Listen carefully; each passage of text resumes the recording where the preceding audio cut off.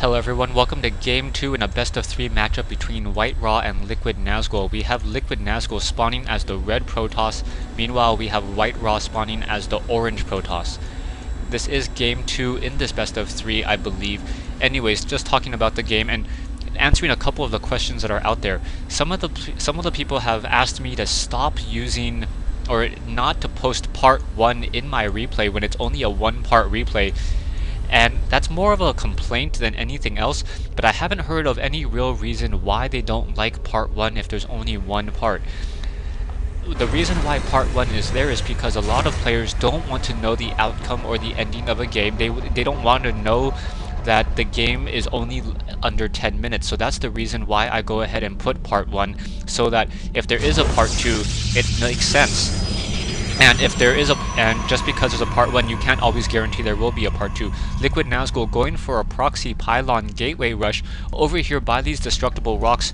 Meanwhile, WhiteRa gonna go ahead and start producing more units and getting those probes as well. What LiquidNazgul should be saving that chrono boost. Yeah, saving the chrono boost on that nexus. Most likely gonna go for a double gateway, and after a double gateway, just start pumping out zealots. So anyways, that is the reason why I put part 1, even if there's only 1 part in my replays. I don't know if why you guys don't like it. I don't know if there's some sort of feng shui issue with part 1 and showing up when there is no part 2. Perhaps you think all the luck is going to part 2 of a video when there is no part 2 of a video. Anyways, LiquidNazgul quickly grabbing some of the of those blue minerals and now trying to take down the single pylon.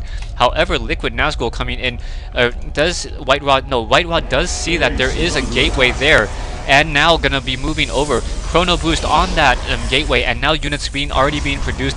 This one gateway by WhiteRa should be produced as well. We'll see how this is gonna work, as WhiteRa does not have the chrono boost in order to cut down the time on that zealot. So whether or not it's going to work, it is still all up in the air.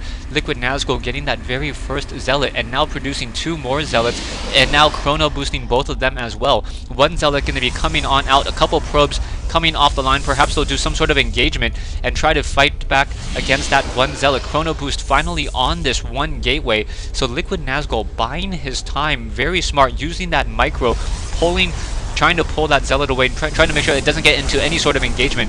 Also making sure not to pull any, or not to leave any units on gas. So that's very nicely done by WhiteRa, realizing that he needs those minerals. Probes now coming off that mineral line, doing a little bit of an engagement. We have probes sitting over here. I was thinking maybe there's be some sort of proxy pylon in that other base. Probes and zealots once again doing a little bit more of an engagement. So 4 zealots against an army of probes and zealots as well. So more zealots coming in army wise. Both players sitting at about the same size army, 600 to 400 in terms of army. And now we have to just leave up the hit point size. Incoming in, LiquidNazgul sitting on 6 zealots. However, there are 4 zealots of WhiteRa and a couple probes as well. More zealots being trained up as these zealots are starting to do their engagement.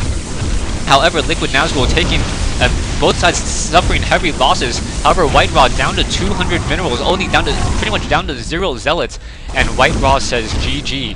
So LiquidNazgul takes this game as well. I have a third game between these 2 players, so it was either a best of 5 or the games were labeled out of order. Anyway, stay tuned for this third game, a third game in this matchup between WhiteRa and LiquidNazgul.